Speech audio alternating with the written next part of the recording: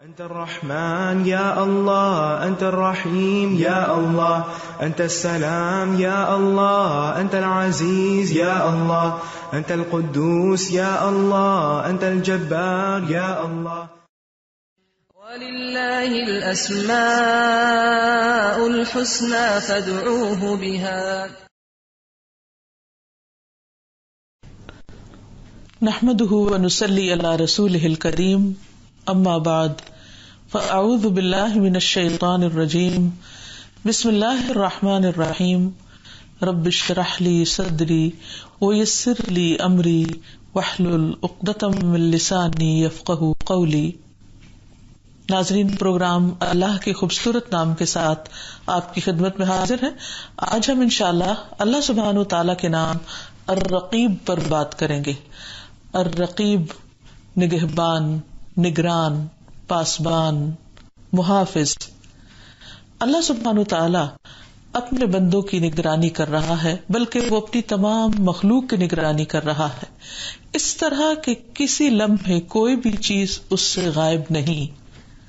وہ ان کی حفاظت بھی کر رہا ہے، وہ ان کا خیال بھی رکھتا ہے، وہ ان کی ضروریات بھی پوری کرتا ہے، وہ ان کی تمام حرکات و سکنات سے واقف ہے۔ تو آئیے ہم دیکھتے ہیں کہ اللہ سبحانہ وتعالیٰ کی یہ صفت کیا ہے اور ہم سے کیا تقاضا کرتی ہے۔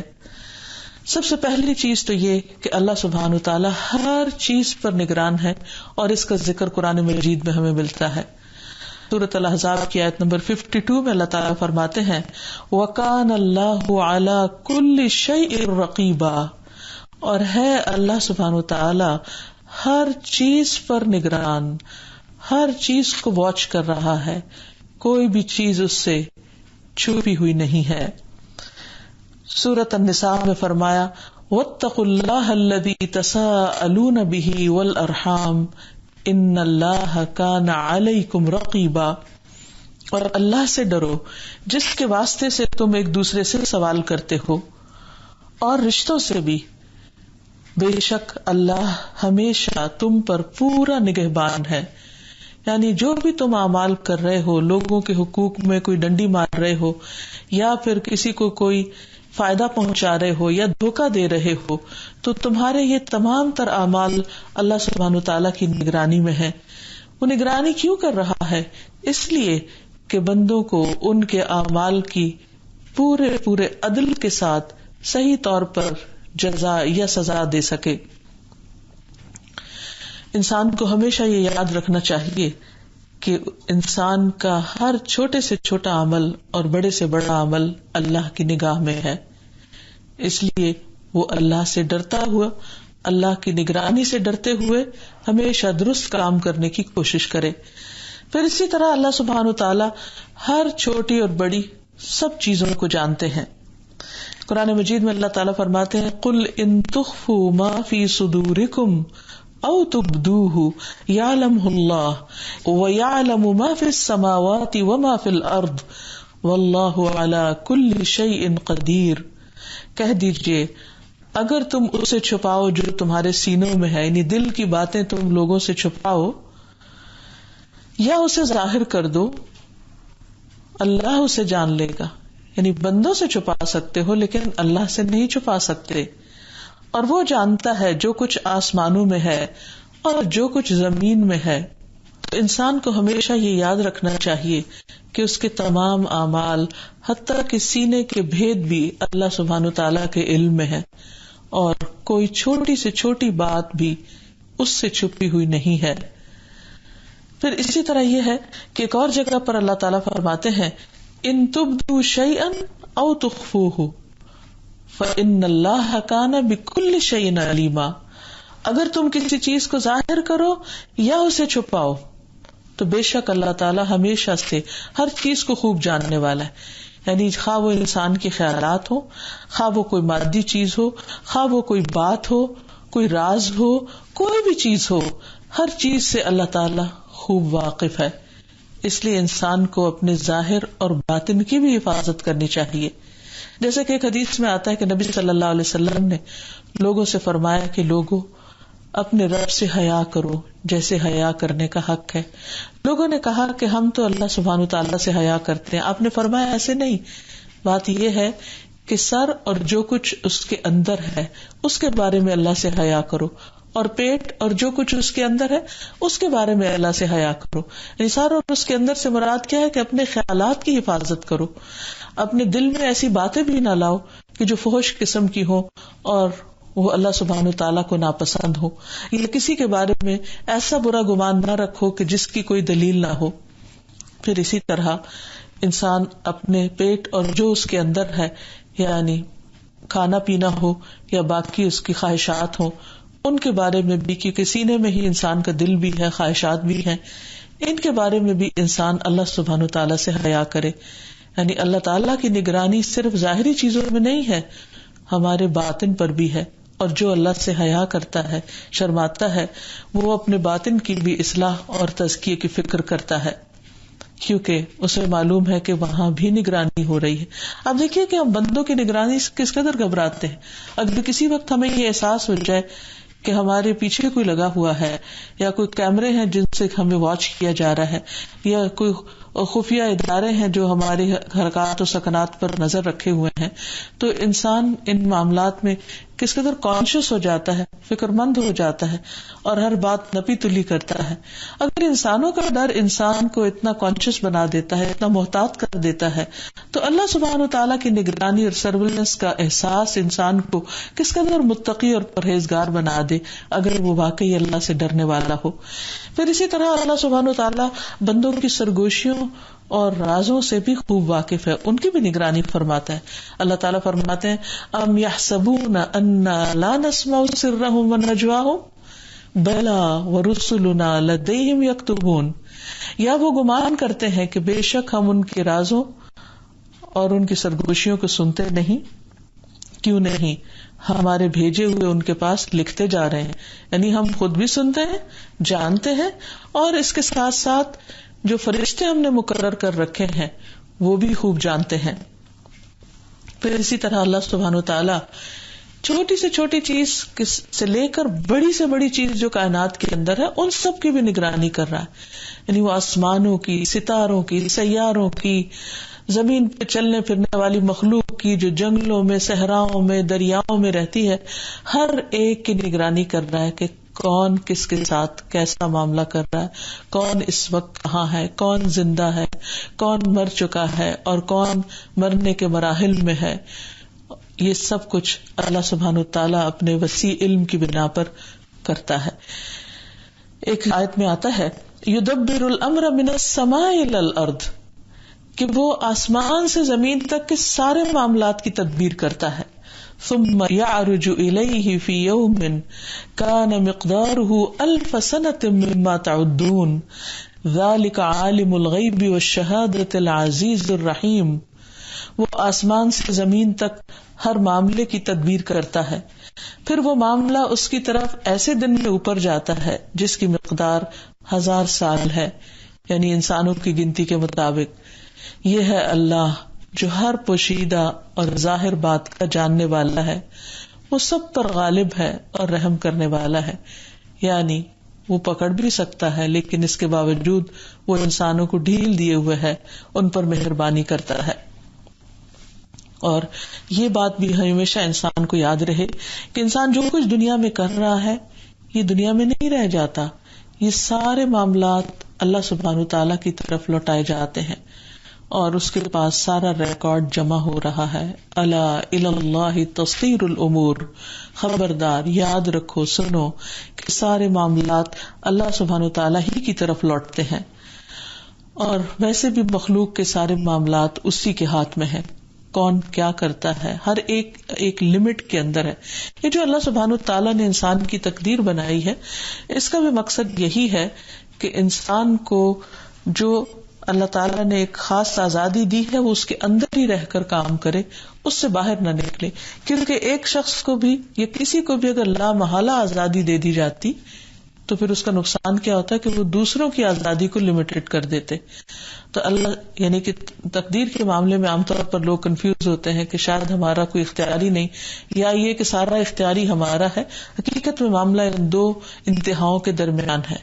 ہمارے پاس اختیار بھی ہے لیکن وہ ایک محدود اختیار ہے، اور اس کو محدود یا لمیٹڈ اس لیے کیا گیا ہے تاکہ باقی لوگ بھی یا باقی مخلوق بھی اپنے اپنے اختیارات کو انجوائے کر سکیں، اور کوئی کسی کے میدان میں اس درجے تک داخل نہ ہو جائے کہ دوسرے کا جینا دوبھر ہو جائے.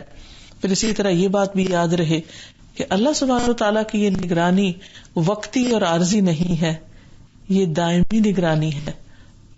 جب سے انسان بنا ہے، بلکہ جب سے کائنات بنی ہے، جب سے یہ نگرانی ہو رہی ہے اور ہمیشہ کے لیے ہوتی رہے گی. اللہ تعالیٰ اگلوں پچھلوں کو سب کو جانتا ہے، اور پھر سب چیزوں پر اس کا مکمل کنٹرول بھی ہے. ہر چیز کو وہ اپنے علم کے ساتھ احاطہ کیے ہوئے ہے. ابن کثیر کہتے ہیں کہ امام احمد سے روایت کی جاتی ہے کہ وہ درج ذیل شعر پڑھا کرتے تھے، یا ان کے اپنے تھے یا کسی اور کے، بہرحال ان کے اشعار ہیں: اذا ما خلوت الدہر یوما فلا تقل خلوت ولكن قل علی رقیب. جب تم زمانے میں کسی دن تنہائی میں ہو، یعنی دنیا میں جب کبھی تم اکیلے ہو، تو یہ نہ کہو کہ میں تنہائی میں بیٹھا ہوں، اکیلا ہوں، بلکہ یہ کہو کہ مجھ پر نگرانی کرنے والا موجود ہے. وَلَا تَحْسَبَنَّ اللَّهَ يَغْفُلُ سَاعَةً وَلَا أَنَّ مَا يَخْفَى عَلَيْهِ يَغِيبُ. اور اللہ کو یہ خیال نہ کرو کہ وہ کسی لمحے غافل ہوتا ہے، اور نہ یہ خیال کرو کہ پوشیدہ چیزیں اس سے اجل ہیں. وہ تو ایک لمحے کے لیے بھی اپنی مخلوق سے غافل نہیں ہوتا. کوئی چھپی سے چھپی چیز زمین کی تہوں کے اندر، جیسے قرآن مجید میں آتا ہے کہ گیلی مٹی کے بھی نیچے کوئی بھی چیز، خواہ وہ ایک ذرہ ہی کیوں نہ ہو، اس سے چھپی ہوئی نہیں، اس سے پوشیدہ نہیں. اس لیے کبھی بھی انسان یہ نہ سمجھے کہ وہ جو جی چاہے کرے، اسے کون پوچھنے والا ہے یا کون دیکھنے والا ہے. نہیں، اللہ الرقیب اس پر نگران ہے. پھر اس کی ایک نگرانی خاص ہے اور ایک عام ہے.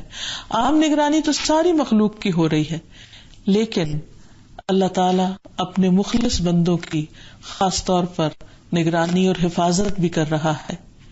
اس سلسلے میں جیسا کہ ہم دیکھتے ہیں کہ شیطان نے کہا تھا کہ میں اے اللہ تیری ساری مخلوق کو بہکا دوں گا، لیکن اللہ تعالیٰ نے فرمایا کہ نہیں، میرے مخلص بندے وہ تیرے کہنے میں نہیں آئیں گے. کیوں؟ اللہ کی دی ہوئی توفیق سے، اللہ کی حفاظت سے.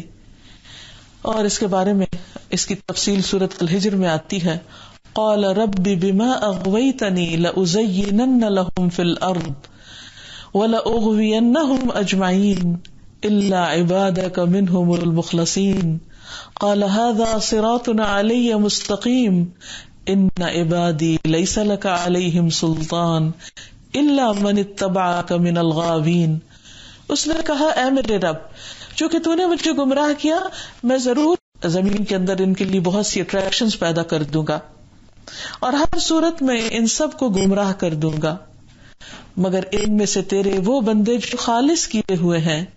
فرمایا یہ راستہ ہے جو مجھ تک سیدھا ہے، بے شک میرے بندے تیرا ان پر کوئی غلبہ نہیں، کوئی زور نہیں، مگر جو گمراہوں میں سے تیرے پیچھے چلے وہ تیرے بہکانے میں آ جائیں گے، لیکن میرے خاص بندے ان پر تیرا زور نہیں. تو انسان تو کمزور ہے، خلق الانسان ضعیفا، لیکن شیطان کا مقابلہ کرنے کی طاقت کہاں سے آ جاتی ہے اور کس کے پاس آتی ہے؟ وہی جو اپنے رب کے ساتھ خالص ہوتا ہے، مخلص ہوتا ہے، پھر وہ اس کے داؤ سے بچ جاتا ہے، اور یہ بھی اس کو اللہ سبحانہ وتعالی ہی کی توفیق سے ملتا ہے. جیسے ہم دیکھتے ہیں کہ یوسف علیہ السلام کو اللہ سبحانہ وتعالی نے محفوظ رکھا. سورۃ یوسف میں آتا ہے وَلَقَدْ هَمَّتْ بِهِ وَهَمَّ بِهَا لَوْلَا أَن رَّأَىٰ بُرْهَانَ رَبِّهِ كَذَٰلِكَ لِنَصْرِفَ عَنْهُ السُّوءَ وَالْفَحْشَاءَ إِنَّهُ مِنْ عِبَادِنَا الْمُخْلَصِينَ. اور بلا شبہ یقیناً وہ اس کے ساتھ ارادہ کر چکی تھی، اور وہ بھی اس عورت کے ساتھ ارادہ کر لیتا اگر یہ نہ ہوتا کہ اس نے اپنے رب کی دلیل دیکھ لی، تو گویا رب نے بچایا۔ اسی طرح ہوا تاکہ ہم اس سے برائی اور بے حیائی کو ہٹا دیں، دور کر دیں، بے شک وہ ہمارے خالص کیے ہوئے بندوں میں سے تھا۔ تو یوسف علیہ السلام کا واقعہ ایک کھلی دلیل ہے اس سلسلے کی کہ اللہ سبحانہ وتعالی اپنے مخلص بندوں، اپنے پیارے بندوں، وہ جو اس پر ایمان رکھتے ہیں، وہ جو برائی سے بچنا چاہتے ہیں، ان کو اللہ تعالیٰ محفوظ رکھتا ہے، ان کی حفاظت فرماتا ہے، ان کی نگرانی کرتا ہے۔ پھر اسی طرح یہ بھی یاد رہے کہ اللہ سبحانہ وتعالیٰ کی یہ نگرانی جو مسلسل اور مستقل طور پر ہے، اس کا بھی ہمیں احساس رہے، کیونکہ بعض اوقات حالات ہماری مرضی کے خلاف ہو جاتے ہیں تو اس پر ہمیں پریشانی اور پشیمانی ہوتی ہے، اور ہم سمجھتے کہ شاید اللہ سبحانہ وتعالیٰ ہم سے ناراض ہو گیا ہے، یا وہ ہماری طرف دیکھ نہیں رہا، یا وہ ہماری سن نہیں رہا۔ ایسا ہرگز نہیں ہوتا۔ اللہ سبحانہ وتعالیٰ مسلسل اپنے بندوں کی نگرانی کرتا ہے، مسلسل ان کی دعائیں سنتا ہے، مسلسل ان کی طرف توجہ رکھتا ہے۔ یہ الگ بات ہے کہ اللہ تعالیٰ بعض اوقات انسان کی آزمائش کے لیے حالات اس کی مرضی کے خلاف کر دیتا ہے۔ اللہ تعالیٰ اپنے پیارے پیغمبر محمد صلی اللہ علیہ وسلم کو صبر کی تلقین کرتے ہوئے فرماتے ہیں، وَاصْبِرْ لِحُكْمِ رَبِّكَ فَإِنَّكَ بِأَعْيُنِنَا، آپ اپنے پروردگار کا حکم آنے تک صبر سے کام لیجئے، بلا شبہ آپ ہماری نگاہوں کے سامنے ہیں، یعنی ہم آپ سے غافل نہیں ہیں، ہم آپ کی تکلیف کو دیکھ رہے ہیں، آپ کی پریشانیوں کو دیکھ رہے ہیں، آپ کے دشمنوں کی مخالفتوں کو دیکھ رہے ہیں، لیکن ابھی ان کو مہلت دی جا رہی ہے، شاید وہ ہدایت پا جائیں، اس لیے آپ کے لیے ابھی وقت آزمائش کا ہے، صبر کا ہے۔ نوح علیہ السلام سے اللہ تعالیٰ نے فرمایا، وَاصْنَعِ الْفُلْكَ بِأَعْيُنِنَا وَوَحْيِنَا، اور ہماری آنکھوں کے سامنے اور ہمارے حکم کے مطابق کشتی بناؤ، یعنی تمہارا یہ عمل بھی ہم دیکھ رہے ہیں۔ تو گویا بندہ جو بھی کام کر رہا ہوتا ہے وہ اللہ تعالیٰ کی نگاہ میں ہوتا ہے۔ اگر اچھا کام کر رہا ہے تو محبت کی نگاہیں اس پر پڑتی ہیں، اور اگر برا کام کر رہا ہے تو ناراضگی کی نگاہیں ہوتی ہیں اللہ سبحانہ وتعالیٰ کی۔ تو اس سے اللہ تعالیٰ ہم سب کو محفوظ رکھے۔ لیکن کبھی بھی انسان جب اچھا کام کرے تو اس کو لوگوں کو دکھانے کا شوق نہیں ہونا چاہیے، اس کو صرف اور صرف اللہ کے لیے کرنا چاہیے۔ اور جس انسان کے اندر یہ یقین پختہ ہو جائے کہ میرا رب دیکھ رہا ہے، کیونکہ وہ دکھاوے کا جو شوق ہے اندر، وہ اس کی سیٹسفیکشن بہت اچھی طرح ہو جاتی ہے اگر اس صفت پر انسان کا ایمان مضبوط ہو جائے کہ اللہ نگرانی کر رہا ہے، وہ دیکھ رہا ہے، الرقیب ہے، اور اگر اس سے میرا اچھا عمل دیکھ لیا تو کسی اور کو دکھانے کی ضرورت ہی نہیں ہے، اور اس طرح انسان شو آف کرنے سے اور دکھاوا کرنے سے محفوظ ہو جاتا ہے، اور اس کے عمل بھی محفوظ ہو جاتے ہیں۔ پھر اسی طرح اللہ سبحانہ وتعالیٰ مخصوص قسم کے حالات میں اپنے خاص بندوں کی کس طرح حفاظت کرتا ہے۔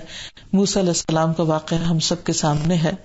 قرآن مجید میں سورۃ القصص میں اللہ تعالیٰ فرماتے ہیں، وَقَالَتْ لِأُخْتِهِ قُصِّيهِ فَبَصُرَتْ بِهِ عَنْ جُنُبٍ وَهُمْ لَا يَشْعُرُونَ وَحَرَّمْنَا عَلَيْهِ الْمَرَاضِعَ مِنْ قَبْلُ فَقَالَتْ هَلْ أَدُلُّكُمْ عَلَى أَهْلِ بَيْتٍ يَكْفُلُونَهُ لَكُمْ وَهُمْ لَهُ نَاصِحُونَ فَرَدَدْنَاهُ إِلَى أُمِّهِ كَيْ تَقَرَّ عَيْنُهَا وَلَا تَحْزَنَ وَلِتَعْلَمَ أَنَّ وَعْدَ اللَّهِ حَقٌّ وَلَكِنَّ أَكْثَرَهُمْ لَا يَعْلَمُونَ۔ چنانچہ اس نے موسیٰ کی بہن سے کہا، یعنی موسیٰ کی والدہ نے، اس بچے کے پیچھے پیچھے چلتی جاؤ۔ چنانچہ وہ آنکھیں بچا کر دیکھتی رہی اور دوسروں کو اس کا پتہ نہ چل سکا۔ یہ ساری تدبیر کون کر رہا تھا؟ یہ سارا انتظام کون کر رہا تھا؟ وہی جو ان تمام امور پر نگران ہے، رقیب ہے۔ اور ہم نے موسیٰ پر دودھ پلانے والیوں کا دودھ پہلے ہی سے حرام کر دیا۔ موسیٰ کی بہن نے کہا، کیا میں تمہیں ایسے گھر والوں کا پتہ بتاؤں جو اس کی کفالت کر سکے اور وہ اس کے خیر خواہ بھی ہوں؟ تو ہم نے اسے اس کی ماں کے پاس واپس پہنچا دیا تاکہ اس کی آنکھیں ٹھنڈی ہوں اور وہ غم نہ کرے، تاکہ وہ جان لے کہ یقیناً اللہ کا وعدہ سچا ہے، لیکن ان کے اکثر نہیں جانتے۔ تو اس سے یہ پتہ چلتا ہے کہ اللہ سبحانہ وتعالیٰ ایسے حالات میں جب کہ بظاہر سارے مادی وسائل منقطع ہو چکے ہوں، سارے اسباب ختم ہو چکے ہوں، کس طریقے سے اپنے بندوں کی نگرانی کرتا ہے، کیسے حفاظت کرتا ہے، کیسے نگہبانی کرتا ہے، کیسے بچاتا ہے، اور کیسے سارے رزق کے اسباب مہیا کرتا ہے جس سے موسیٰ علیہ السلام کے لیے کیے. پھر جہاں تک بندوں کے اعمال کی نگرانی کا تعلق ہے تو یہ بندوں کے لیے ایک فکر کی بات بھی ہونی چاہیے کہ اللہ سبحانہ وتعالیٰ سے کوئی عمل بھی چھپا ہوا نہیں، اس لیے وہ اپنے اعمال کو درست کر لیں. قرآن پاک میں اللہ تعالیٰ جو فرماتے ہیں افمن هو قائم علی کل نفس بما کسبت، کیا بھلا وہ جو ہر جان پر اس کا نگران ہے، ہر جان پر نگران ہے جو بھی اس نے کمائی کی، کیا وہ دوسروں کے برابر ہو سکتا ہے؟ یعنی کوئی انسان کسی انسان کی دن رات نگرانی کر ہی نہیں سکتا، کوئی انسان کسی کے بارے میں جان ہی نہیں سکتا، حقیقت معلوم ہی نہیں کر سکتا. ہر ایک کا علم ناقص ہے، لیکن اللہ سبحانہ وتعالی ہر بندے کے بارے میں ٹھیک ٹھیک پورا پورا جانتے ہیں، کیونکہ اللہ تعالیٰ بندے سے ایک لمحے کے لیے بھی غافل نہیں ہوتے. کیونکہ بعض اوقات انسان کوئی اچھے کام کر رہا ہوتا ہے اور بیچ میں پھسل جاتا ہے اور پھر اچھا کام کر لیتا ہے. اگر کوئی انسان کسی کی نگرانی کرے تو ہو سکتا ہے وہ غلطی کو دیکھ ہی نہ سکے. کتنی دفعہ آپ دیکھیے زندگی میں انسان تحریر لکھتے ہوئے غلطی کر جاتا ہے، بولتے ہوئے غلطی کر جاتا ہے، ایک کام کئی بار کیا ہوتا ہے اور اس میں انسان پھر بھول جاتا ہے. ایسی بھول چوک کون دیکھتا ہے؟ کوئی انسان ہو سکتا ہے نوٹس نہ لے، لیکن اللہ سبحانہ وتعالیٰ کے سامنے ہر چیز ہوتی اور پھر بھی وہ اپنے بندوں سے درگزر کرتا رہتا ہے اور ان کو معاف کرتا چلا جاتا ہے. یہی اس کی اپنے بندوں کے ساتھ رحمت، فضل اور کرم نوازی ہے. ایک اور جگہ پر آتا ہے وَقُلِ اعْمَلُوا فَسَيَرَى اللَّهُ عَمَلَكُمْ وَرَسُولُهُ وَالْمُؤْمِنُونَ وَسَتُرَدُّونَ إِلَى عَالِمِ الْغَيْبِ وَالشَّهَادَةِ فَيُنَبِّئُكُم بِمَا كُنتُمْ تَعْمَلُونَ. ان سے کہیے کہ عمل کرتے جاؤ، اللہ، اس کا رسول اور سب مومن تمہارے طرز عمل کو دیکھ لیں گے. ان قریب تم کھلی اور چھپی چیزوں کے جاننے والے کی طرف لوٹائے جاؤ گے تو وہ تمہیں بتائے گا کہ تم کیا کرتے رہے ہو. یہاں یہ یاد رکھنا چاہیے کہ ہم اللہ تعالیٰ صرف اعمال کو دیکھ ہی نہیں رہا، بلکہ وہ اس لیے دیکھ رہا ہے کہ بندوں کو آج بھی اور کل بھی ان کے اعمال کے مطابق جزا دی جا سکے، اور وہ اسی لیے ہر عمل کی نگرانی کرتا ہے. عقبہ بن عامر کہتے ہیں کہ نبی صلی اللہ علیہ وسلم نے فرمایا دن بھر کا کوئی عمل ایسا نہیں جس پر مہر نہ لگائی جاتی ہو. چنانچہ جب مسلمان بیمار ہوتا ہے تو فرشتے بارگاہ الہی میں عرض کرتے ہیں کہ پروردگار تو نے فلاں بندے کو روک دیا، تو رب عز و جل فرماتا ہے کہ یہ جیسے اعمال کرتا رہتا تھا ان کی مہر لگاتے جاؤ حتیٰ کہ یہ تندرست ہو جائے یا فوت ہو جائے. یعنی بیماری کی وجہ سے انسان کا عمل رک جاتا ہے، لیکن اللہ سبحانہ وتعالیٰ کا فضل نہیں رکتا.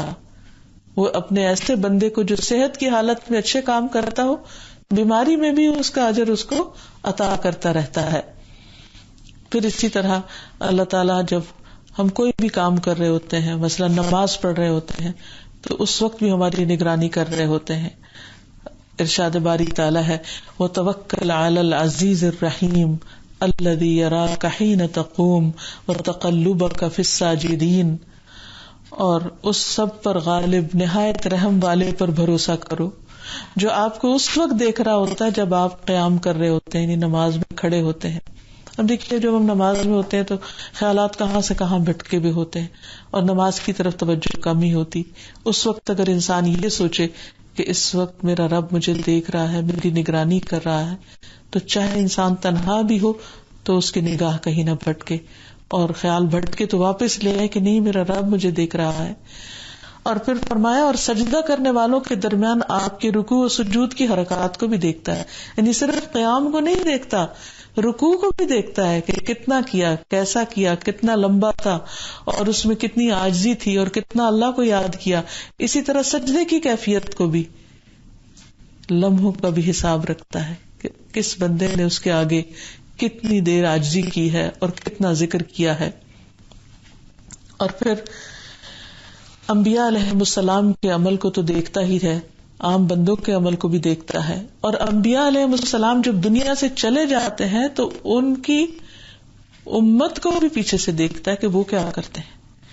جیسے عیسیٰ علیہ السلام کا ذکر آتا ہے. عبداللہ بن عباس رضی اللہ عنہما نے بیان کیا کہ رسول اللہ صلی اللہ علیہ وسلم نے فرمایا، قیامت کے دن تم لوگ ننگے پاؤں، ننگے بدن اور بغیر ختنے کے اٹھائے جاؤ گے. پھر آپ صلی اللہ علیہ وسلم نے اس آیت کی تلاوت کی، کما بدأنا اول خلق نعیدہ وعدا علینا انا کنا فاعلین. جس طرح ہم نے انہیں پہلی بار پیدا کیا تھا اسی طرح ہم دوبارہ لوٹائیں گے، یہ ہماری جانب سے وعدہ ہے اور بے شک ہم اس سے کرنے والے ہیں. پھر سب سے پہلے ابراہیم علیہ السلام کو کپڑے پہنائے جائیں گے، پھر میرے صحابہ میں سے کچھ کو دائیں طرف لے جایا جائے گا لیکن کچھ کو بائیں طرف لے جایا جائے گا. میں کہوں گا کہ یہ تو میرے صحابہ ہیں، لیکن مجھے بتایا جائے گا کہ جب آپ ان سے جدا ہوئے تو اسی وقت انہوں نے ارتداد اختیار کر لیا. جیسے ہم جانتے ہیں کہ بہت سے لوگ نبی صلی اللہ علیہ وسلم کی وفات کے بعد مرتد ہو گئے تھے. میں اس وقت وہی کہوں گا جو عبد صالح یعنی نیک بندے عیسیٰ ابن مریم علیہ السلام نے کہا تھا، وَكُنْتُ عَلَيْهِمْ شَهِيدًا مَا دُمْتُ فِيهِمْ فَلَمَّا تَوَفَّيْتَنِي كُنْتَ أَنْتَ الرَّقِيبَ عَلَيْهِمْ وَأَنْتَ عَلَى كُلِّ شَيْءٍ شَهِيدٌ إِن تُعَذِّبْهُمْ فَإِنَّهُمْ عِبَادُكَ وَإِن تَغْفِرْ لَهُمْ فَإِنَّكَ أَنْتَ الْعَزِيزُ الْحَكِيمُ. جب تک میں ان میں موجود تھا میں ان کی نگرانی کرتا رہا، لیکن جب تو نے مجھے اٹھا لیا تو تو ہی ان پر نگران ہے اور تو ہی ہر چیز پر نگہبان ہے. اگر تو انہیں عذاب دے تو بے شک وہ تیرے بندے ہیں، اور اگر انہیں تو بخش دے تو بے شک تو ہی سب پر غالب کمال حکمت والا ہے. تو اس سے یہ پتہ چلتا ہے کہ خواہ انبیاء علیہ السلام بھی ہوں، ان کی اپنی امتوں پر نگرانی اور ان کا خیال رکھنا، ان کی کیئر کرنا، ان کے اعمال کو دیکھتے رہنا، یہ ان کی زندگی تک ہوتا ہے. اور جب ان کی زندگی ختم ہو جاتی ہے یا وہ واپس بلا لیے جاتے ہیں اپنے مشن سے تو پھر اللہ ہی نگران ہوتا ہے، وہی نگہبان ہوتا ہے. پھر اللہ سبحانہ وتعالیٰ اپنی براہ راست نگرانی کے علاوہ فرشتوں کے ذریعے بھی نگرانی کرواتے ہیں. اللہ تعالیٰ بندوں کے اعمال پر فرشتوں کو نگران بناتے ہیں. قرآن مجید میں آتا ہے وَإِنَّ عَلَيْكُمْ لَحَافِظِينَ كِرَامًا كَاتِبِينَ يَعْلَمُونَ مَا تَفْعَلُونَ، کہ بلا شبہ تم پر یقیناً نگہبان مقرر ہیں جو بہت عزت والے ہیں، مرتبے والے ہیں، لکھنے والے ہیں، وہ جانتے ہیں جو کچھ تم کرتے ہو. پھر ان اعمال ناموں میں نہ صرف یہ کہ انسان کے ظاہری اعمال ہوتے ہیں بلکہ انسان کے دلوں میں اٹھنے والے خیالات وہ بھی لکھ لیے جاتے ہیں. قرآن مجید میں اللہ تعالیٰ فرماتے ہیں وَلَقَدْ خَلَقْنَا الْإِنسَانَ وَنَعْلَمُ مَا تُوَسْوِسُ بِهِ نَفْسُهُ وَنَحْنُ أَقْرَبُ إِلَيْهِ مِنْ حَبْلِ الْوَرِيدِ إِذْ يَتَلَقَّى الْمُتَلَقِّيَانِ عَنِ الْيَمِينِ وَعَنِ الشِّمَالِ قَعِيدٌ مَا يَلْفِظُ مِنْ قَوْلٍ إِلَّا لَدَيْهِ رَقِيبٌ عَتِيدٌ. اور بلا شبہ یقیناً ہم نے انسان کو پیدا کیا اور جو کچھ اس کے دل میں وسوسہ گزرتا ہے ہم اسے بھی جانتے ہیں اور ہم اس کی رگے جان سے بھی زیادہ اس کے قریب ہیں. یعنی فرشتے جو ہیں وہ جانتے ہیں کہ انسان کے دل میں کیا وسوسے اٹھتے ہیں، اور جب اس کے ہر قول و فعل کو دو لینے والے لیتے ہیں جو دائیں اور بائیں طرف بیٹھے ہیں، وہ کوئی بات منہ سے نہیں نکالتا مگر اس کے پاس ایک تیار نگران ہوتا ہے، یعنی فرشتہ ہوتا ہے جو فوراً ہی نوٹ کر لیتا ہے. فرشتے عرض کرتے ہیں اے رب تیرا فلاں بندہ گناہ کرنے کا ارادہ کر رہا ہے. اللہ تعالیٰ باوجود اسے کہ خوب دیکھ رہا ہوتا ہے، یعنی خود بھی دیکھ رہا ہوتا ہے، فرشتے سے فرماتا ہے اس کی نگرانی کرتے رہو. اگر یہ گناہ کر بیٹھے تو صرف اتنا ہی لکھنا جتنا اس نے گناہ کیا، اور اگر گناہ چھوڑ دے تو اس کے لیے نیکی لکھ دو کیونکہ اس نے گناہ میری ہی وجہ سے چھوڑا ہے ورنہ یہ کر گزرتا. تو یہ اللہ سبحانہ وتعالیٰ کی رحمت ہے. یعنی اس سے آپ دیکھیے کہ ایک طرف اللہ تعالیٰ خود دیکھ رہے ہیں، ایک طرف فرشتے سے لکھوا رہے ہیں، اور عین اسی وقت جب کہ بندہ عمل کر رہا ہے فرشتے اللہ سبحانہ وتعالیٰ سے کمیونیکیٹ بھی کریں کہ اللہ تعالیٰ تیرے اس بندے نے یہ غلط کام کر دیا ہے. تو اللہ تعالیٰ ان کو وہی انسٹرکشن دیتے ہیں کہ اچھا ابھی ذرا رک جاؤ، اگر یہ توبہ کر لیتا ہے تو اس گناہ کو نہ لکھنا بلکہ اس کے برعکس نیکی لکھ دینا. تو اس سے بڑی نگرانی اور اس سے بڑی کیئر کیا ہو سکتی ہے کہ اللہ سبحانہ وتعالی ساتھ ساتھ اپنی رحمت فرماتا جائے اور ساتھ ساتھ انسٹرکشنز بھی دیتا جائے. پھر اسی طرح نماز کے وقت بھی فرشتوں کی نگرانی ہوتی ہے. یعنی اللہ تعالیٰ خود تو دیکھ ہی رہے ہوتے ہیں لیکن فرشتے بھی انسان کے آس پاس ہوتے ہیں. نبی صلی اللہ علیہ وسلم نے فرمایا جب آدمی کسی جنگل میں ہو اور نماز کا وقت آئے تو وضو کرے, پانی نہ ہو تو تیمم کرے, پھر اگر تکبیر کہے تو اس کے دونوں فرشتے اس کے ساتھ نماز پڑھیں گے. یعنی وہ اکیلا ہے لیکن اللہ تعالیٰ اس کے ساتھ فرشتوں کو لگا دیتے ہیں.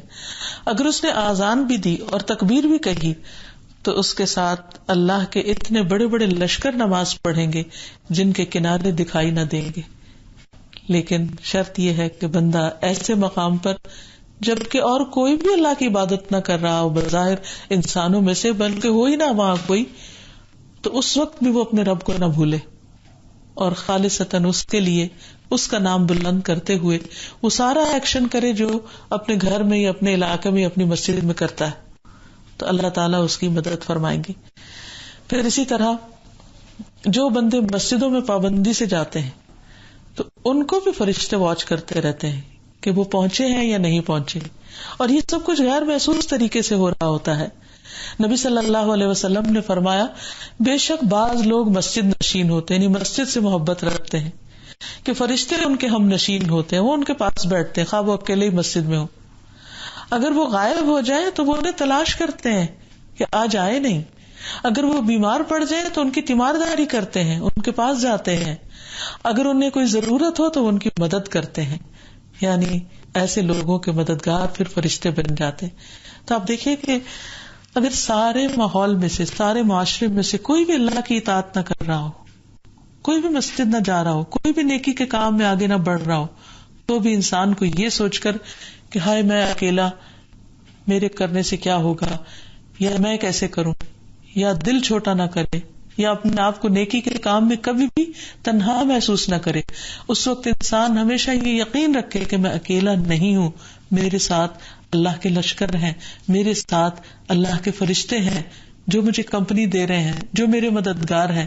اور اس کا ذکر قرآن مجید میں ملتا ہے کہ ان الذین قالوا ربنا اللہ ثم استقاموا تتنزل علیہم الملائکہ, بے شک وہ لوگ جنہوں نے کہا کہ اللہ ہمارا رب ہے اور اس پر وہ جم گئے, انہوں نے استقامت اختیار کی. تتنزل علیہم الملائکہ, فرشتے ان پر اترتے ہیں اور وہ انہیں کیا کہتے ہیں, اللہ تخافوا ولا تحزنوا, تم خوف نہ کرو, مت ڈرو, غم بھی نہ کرو. نحن اولیاؤکم فی الحیات الدنیا, ہم اس دنیا میں تمہارے دوست ہیں. تو انسان کبھی بھی اپنے آپ کو اکیلا یا تنہا محسوس نہ کرے, وہ اپنے رب کی اطاعت کرنے والا ہو, فرما برداری کرنے والا ہو, اور باقی معاملہ انسان اپنے رب پر چھوڑ دے. اسی لیے ایسے فرشتے انسان جب گھر سے نکلتا ہے تو اس وقت بھی اس کی نگرانی کر رہے ہوتے ہیں. نبی صلی اللہ علیہ وسلم نے فرمایا جب بھی کوئی شخص اپنے گھر سے نکلتا ہے تو اس کے دروازے پر 2 جھنڈے ہوتے ہیں, ایک جھنڈا فرشتے کے ہاتھ میں ہوتا ہے اور دوسرا شیطان کے ہاتھ میں.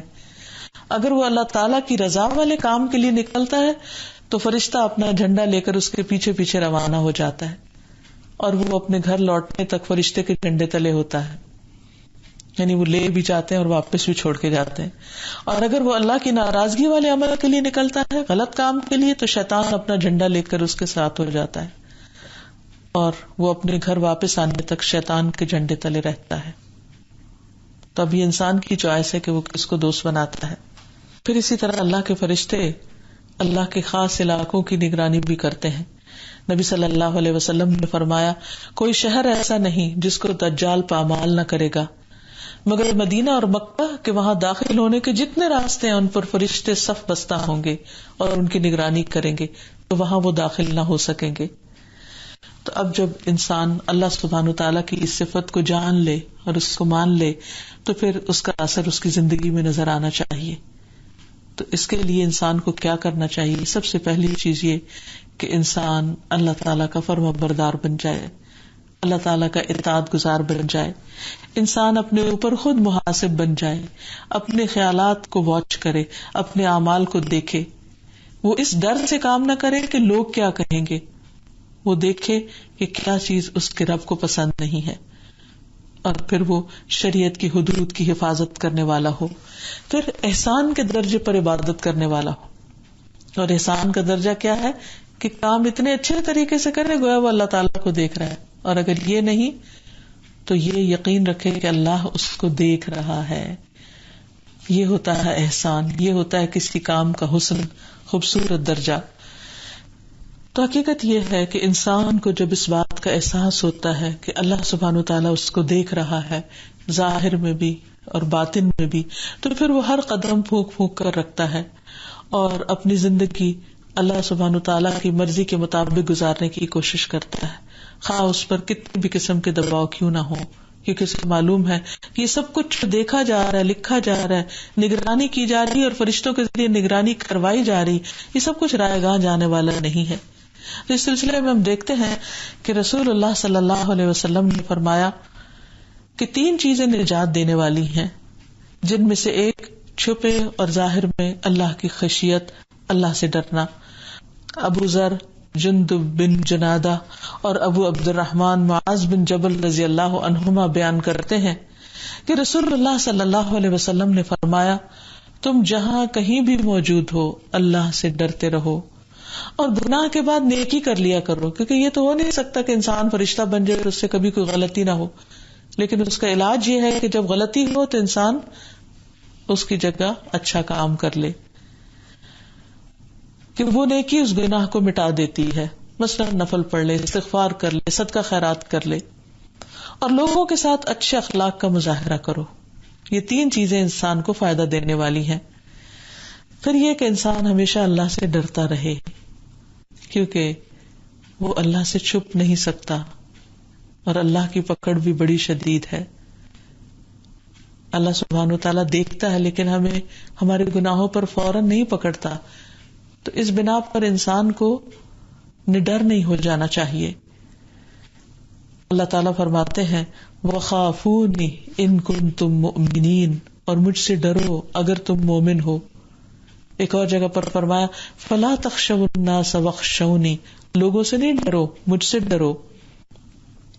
اور رسول اللہ صلی اللہ علیہ وسلم نے فرمایا اللہ کی قسم میں اللہ کو ان سب سے زیادہ جانتا ہوں اور ان سب سے زیادہ اللہ سے ڈرنے والا ہوں.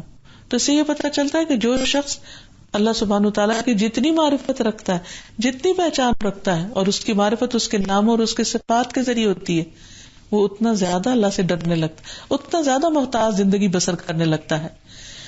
اس سلسلے میں ہم دیکھتے ہیں کہ میکائیل علیہ السلام جو اللہ تعالیٰ کو جانتے ہیں اور اللہ کے کاموں کو، وہ کتنا اللہ سے ڈرتے ہیں.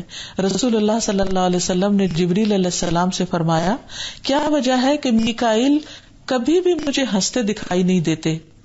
انہوں نے کہا جب سے جہنم کی آگ کو پیدا کیا گیا ہے اس وقت سے میکائیل نہیں ہنسے، کیونکہ اس علم کی بنا پر، اس معرفت کی بنا پر، اس انجام کو سامنے رکھتے ہوئے وہ ہنسنا بھول گئے ہیں. پھر اسی طرح نبی صلی اللہ علیہ وسلم بھی اللہ سبحانہ وتعالیٰ سے ڈرتے تھے، اور قرآن مجید میں آتا ہے قل انی اخاف ان عصیت ربی عذاب یوم عظیم، کہہ دیجئے بے شک میں ایک بہت بڑے دن کے عذاب سے ڈرتا ہوں اگر میں اپنے رب کی نافرمانی کروں. تو ڈٹائی کے ساتھ اللہ کی نافرمانی کرنا اور کرتے چلے جانا یہ اللہ تعالیٰ کو ناراض کرنے والی بات ہے.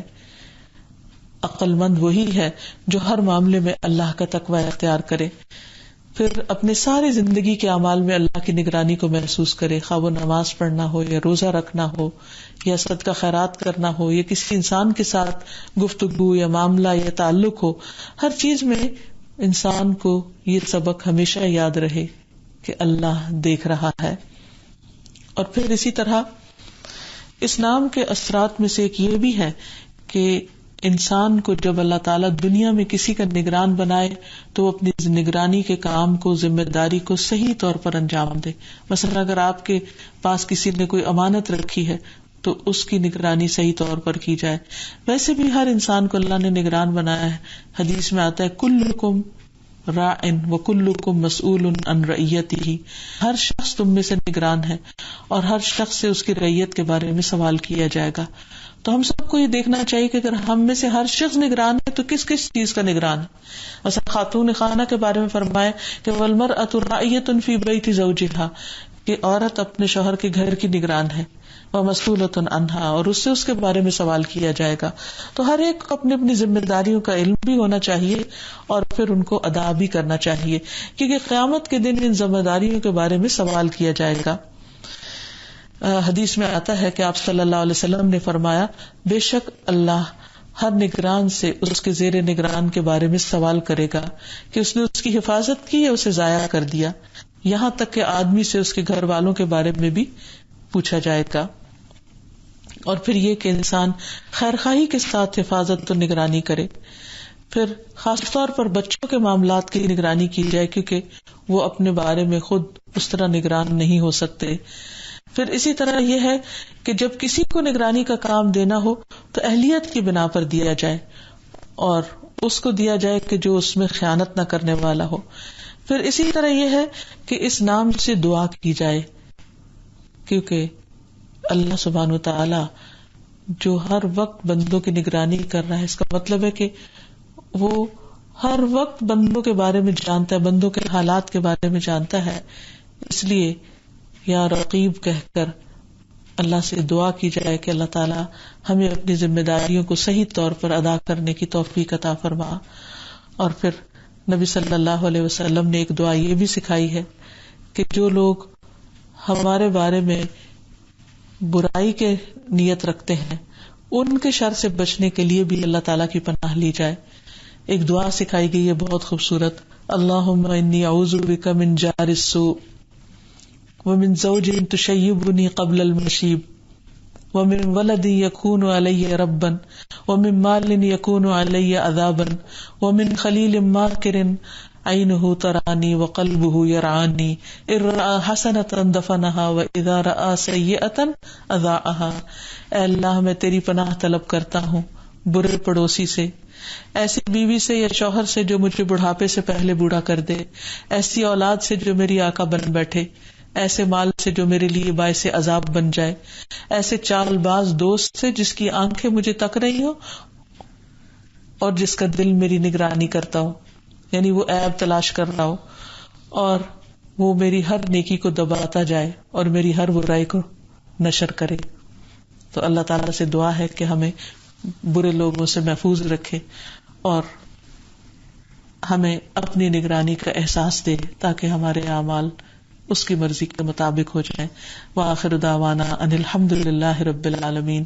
سبحانک اللہم وبحمدک اشہد ان لا الہ الا انت استغفرک واتوب الیک. السلام علیکم ورحمۃ اللہ وبرکاتہ.